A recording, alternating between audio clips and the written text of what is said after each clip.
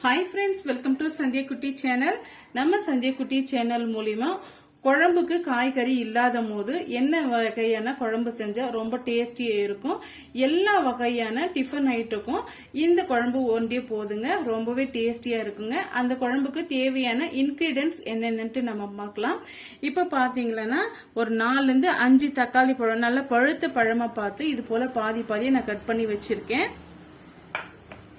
இப்போ இதுக்கு பாத்தீங்கன்னா ஒரு பெரிய சைஸ் வெங்காயம் வந்து நல்லா பொடிசா நறுக்கி வச்சிருக்கேன் 4-5 வெள்ளை பூண்டு வந்து தோல் உரிச்சிட்டு எடுத்து வச்சிருக்கேங்க இதுக்கு நல்ல ஒரு திக்னஸ் கொடுக்கறதுக்காக 2 சில்லு அளவுக்கு நான் தேங்காய் வந்து கட் பண்ணி வச்சிருக்கேன் 5-6 பாதாம் எடுத்து வச்சிருக்கேங்க இது கூட வந்து சேர்த்து அரைக்கிறதுக்காக 1/2 டீஸ்பூன் அளவுக்கு சீரகம் 1/2 டீஸ்பூன் அளவுக்கு சோம்பு 1/2 டீஸ்பூன் அளவுக்கு மிளகு எடுத்து வச்சிருக்கேங்க நல்ல ஒரு திக்கான கன்சிஸ்டன்சி வர்றதுக்காக ஒரு பெரிய டீஸ்பூன்ல 1 டீஸ்பூன் அளவுக்கு கடலை மாவு எடுத்து வச்சிருக்கேங்க இப்போ எப்படி சேர்த்துட்டு நம்ம பார்க்கலாம் இப்போ ஒரு மிக்ஸி ஜார்ல வந்து நம்ம எடுத்து வச்சிருக்க சீரகம் சோம்பு மிளகு இதெல்லாம் நம்ம சேர்த்து விட்டுக்கலாம் இது கூடவே நம்ம கட் பண்ணி வச்சிருக்க தேங்காயும் முந்திரி பருப்பும் சேர்த்து விட்டுக்கலாங்க ஒரு முறை நல்லா வந்து கொரகொரப்பா அரைச்சி எடுத்துட்டு வந்துடலாம் பாருங்க இந்த அளவுக்கு நான் கொரகொரப்பா அரைச்சி எடுத்துட்டு வந்துட்டேன் இப்போ நம்ம கட் பண்ணி வச்சிருக்க தக்காளி பழத்தை வந்து சேர்த்து விட்டுடலாம் தண்ணி எதுவும் சேர்க்காம அப்படியே அரைச்சி எடுத்துட்டு வந்துடலாங்க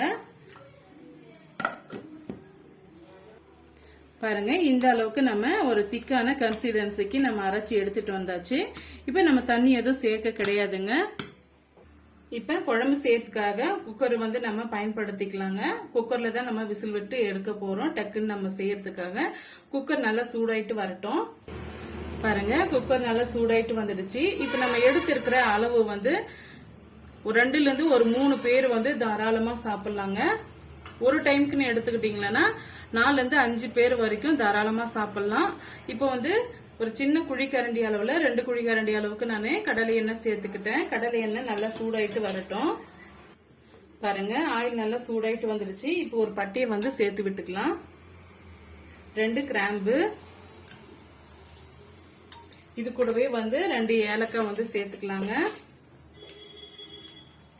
நல்லா வாசமா இருக்கும் இது கூடவே பாத்தீங்கன்னா ஒரு 1/2 டீஸ்பூன் அளவுக்கு நம்ம சோம்பு சேர்த்துக்கலாம் சோம்பு சேர்க்கும் போது வாசமா இருக்கும் குழம்பு பாருங்க இது நல்லா வந்து புரிஞ்சு வருது இந்த ஸ்டேஜ்ல நம்ம கட் பண்ணி வச்சிருக்க வெங்காயம் வெள்ளை பூண்டு வந்து சேர்த்து விட்டுக்கலாம் சேர்த்துட்டு இது கூடவே நம்ம கருவேப்பிலை ஒரு கொத்த அளவுக்கு சேர்த்து விட்டுக்கலாங்க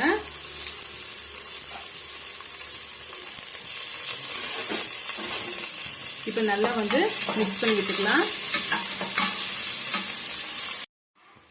பாருங்க நம்ம சேர்த்திருக்க வெங்காயம் வெள்ளை பூண்டு நல்லா வதங்கி வந்துருச்சு இப்ப இந்த ஸ்டேஜ்ல நம்ம அரைச்சி வச்சிருக்க தக்காளி பேஸ்ட் வந்து இதோட சேர்த்து விட்டுடலாம் சேர்த்துட்டு லைட்டா வந்து வதக்கி விட்டுடலாங்க 2ல இருந்து ஒரு 3 நிமிஷம் நம்ம வதக்கி விட்டுடலாம் இப்ப இந்த குழம்புக்கு தேவையான அளவுக்கு நம்ம மிளகாய் தூள் வந்து சேர்த்துக்கலாங்க நான் வந்து 1 டீஸ்பூன் அளவுக்கு மிளகாய் தூள் வந்து சேர்த்துக்கிறேன் உங்க காரத்துக்கு ஏற்ப கூட்டவோ குறைக்கவோ சேர்த்துக்குங்க இது கூடவே நம்ம மல்லித்தூள் வந்து சேர்த்துக்கலாம் 2 டீஸ்பூன் அளவுக்கு மல்லித்தூள் வந்து சேர்த்துக்கிறேன் சேர்த்துட்டு 1 நிமிஷத்துக்கு நல்லா வந்து வதக்கி விட்டுடலாங்க இந்த பச்சை வடெல்லாம் போற வரைக்கும் நம்ம வதக்கி விட்டுடலாம்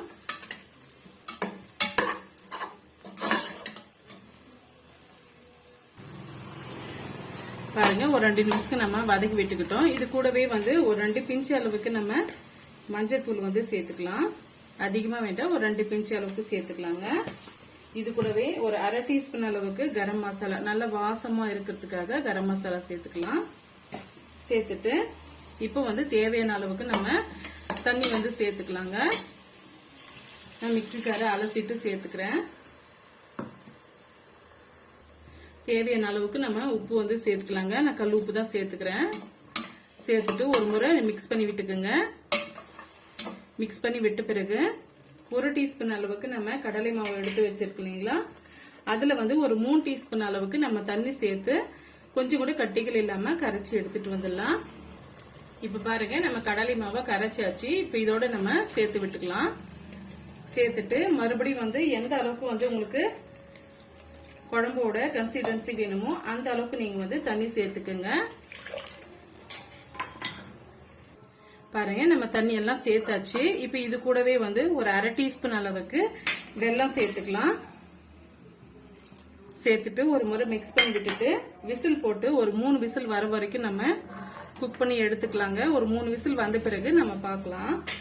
இப்ப மூடி போட்டு விட்டுடலாம். பாருங்க விசில் போட்டு விட்டாச்சு. ஒரு 3 விசில் வந்த பிறகு எந்த கன்சிஸ்டன்சிக்கு நம்ம குழம்பு வந்து ரெடி ஆயிட்டு வந்துச்சு அப்படின்ட்டு பார்க்கலாங்க. இப்ப பாருங்க பிரஷர் வந்து ரிலீஸ் ஆயிடுச்சு. ஓபன் பண்ணி பார்க்கலாம். பாருங்க ஒரு சூப்பரான டேஸ்டியான தக்காளி குழம்பு வந்து ரெடி ஆயிடுச்சு. இப்ப நம்ம ஃபைனலா கொத்தமல்லி இலையை போட்டு நம்ம சர்வ் பண்ணிக்கலாம்.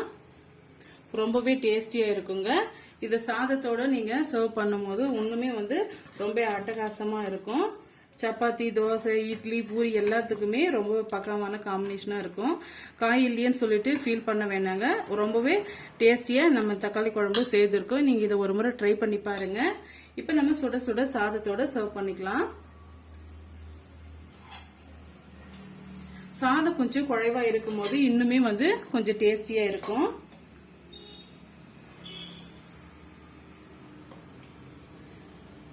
பாருங்க சூப்பரான நம்ம தக்காளி குழம்பு வந்து ரெடி ஆயிடுச்சு. இந்த ரெசிபி வந்து உங்களுக்கு பிடிக்கும்னு நினைக்கிறேன். பிடிச்சிருந்தா மறக்காம சதிக்குட்டி சேனலுக்கு சப்ஸ்கிரைப் பண்ணுங்க, லைக் பண்ணுங்க, ஃப்ரெண்ட்ஸ் அண்ட் ஃபேமிலியோட நிறைய ஷேர் பண்ணுங்க. தேங்க்யூ.